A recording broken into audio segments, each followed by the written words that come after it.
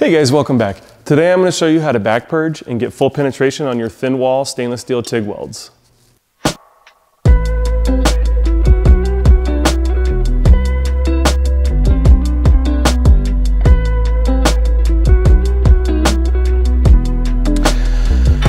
So the first step is to always get your prep right. So just like anytime we're working with stainless, we're gonna go ahead and make sure that we belt sand these flat, and we're gonna brush off all this heat that you can see on the material, right?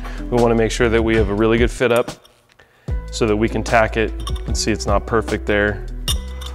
Side's a little bit better, but we're gonna throw it on the belt sander, make sure it's flat, and then go ahead and brush it off, and then after we're done with that, we're gonna acetone it clean. Anytime you're going to be working on the belt sander, make sure you get your eye, ear, and respirator protection on.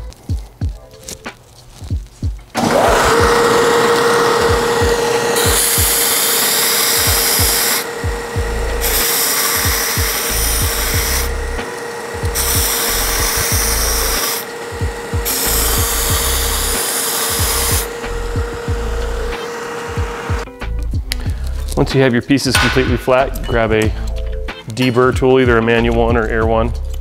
Just take a nice little deburr off the inside.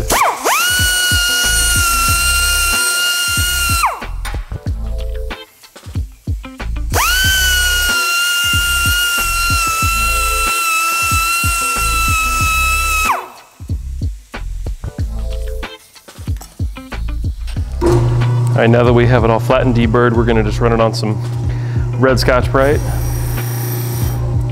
Make sure we get all the color off of it.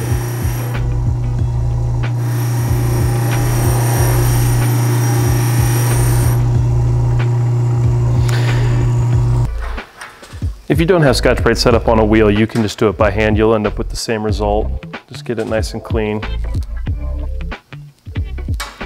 Now just take a white rag, or any rag for that matter, clean rag, and acetone off your material.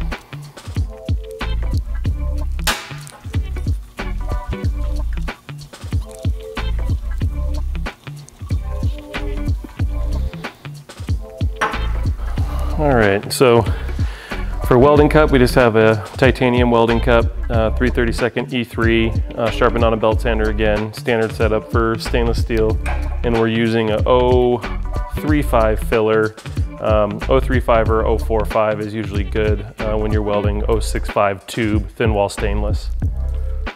All right, now that we got all the prep out of the way, we need to make sure we get a nice even tack here, make sure the material's all flat, and then tack it at least on 3 sides so that when you start welding it, it doesn't want to pull up and move around on you.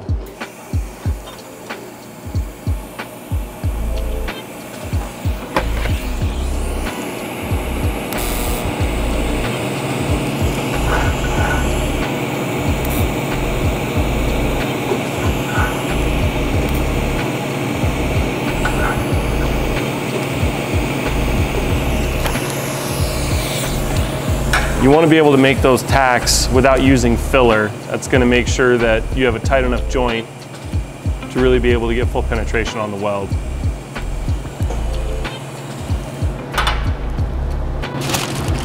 All right, now we're going to back purge this thing. So you can use something nice like, you know, a high temp plug.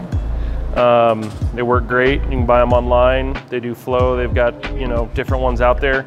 If you buy some that don't have any vents in them, you can make your own, and you know, just got to drill through or put slots in them so that way you have a way for the gas to push through. And then also you can use some tin foil, some old aluminum foil, and it'll work just as good, honestly. There's nothing wrong with that. I'm gonna do a little bit of both here, kind of show you guys that it's possible. One thing that you'll want to do with the tin foil is you're going to need to poke a few holes in it so that gas can get through. So if you got it on this side, we'll get it all prepped up here and I'll show you, but basically we'll just do that, and we'll take a piece of filler and just poke a couple holes in it, and that'll be good enough.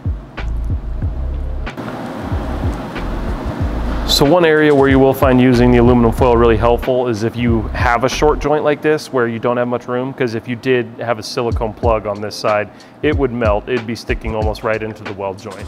So we got a clamp on there. We've got it set up so that argon can push through. So now we're gonna go ahead and weld it up. Get our back perch set up here. You can put a clamp on there if you want to. You don't really necessarily have to. We're gonna flow about 10 CFH of argon through it.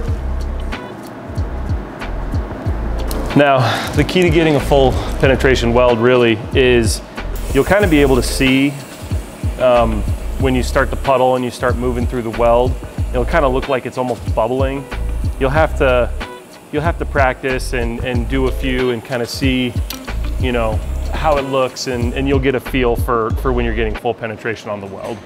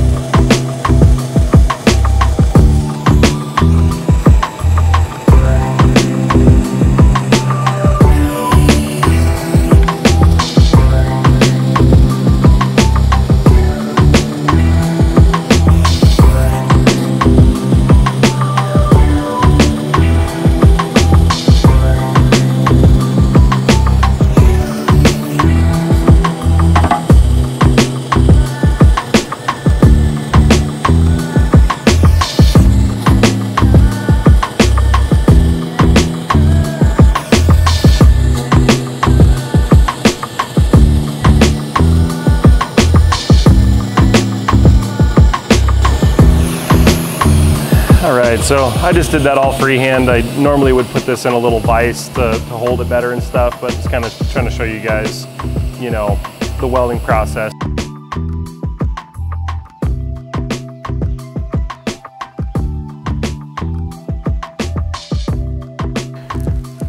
All right, we let it cool down, take a look here and see how it turned out.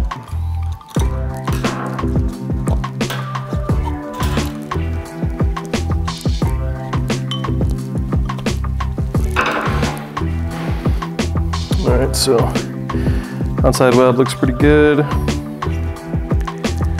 Let's see, the old trusty flashlight here. Let's see, it's gonna be a little hard to see on camera. Probably without the lights a little better. So yeah, it looks pretty good overall. Definitely got full penetration on it. Exterior color's okay, it's not my best weld, but I'll take it. And yeah, not bad at all. All right guys, I hope you found this video helpful. If you like this content, make sure you like and subscribe, and let us know down in the comments what videos you'd like to see next.